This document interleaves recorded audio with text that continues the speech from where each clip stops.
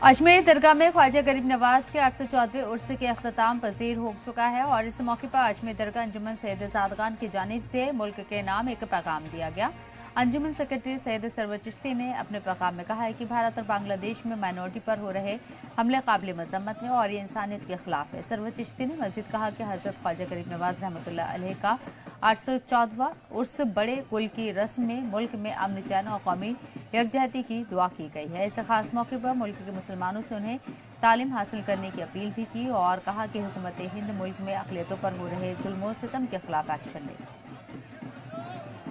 मैं मुसलमानों से एक बात कहना चाहता हूं कि असराफ बीजा से बचें, अपने बच्चों को पढ़ाएं लिखाएं, मज़हबी इख्तिलाफात पे रहते हुए मिल्लत के मामले में मज़हबी इख्तिलाफात को बाला ताख रखें।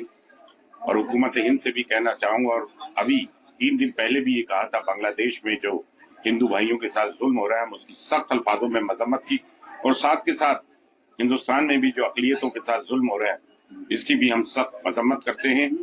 और ये मुल्क हम सबका है, कोई फर्स्ट ग्रेड सिटीजन और सेकंड ग्रेड सिटीजन नहीं है। It's a high time minorities पे जुल्म बंद हो।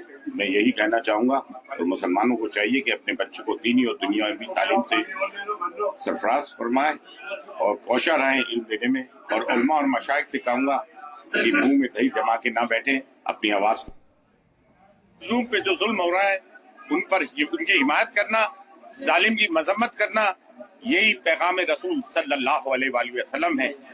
और यही पैगाम गरीब नवाज है कि हम इंसानियत ही सब में बड़ा दर्ज है। आलम इंसानियत में जब भी कोई परेशानी हो तो सदाए हक यहीं से बुलंद होना चाहिए, चाहे वो किसी भी मजहब और मिल्लत का हो।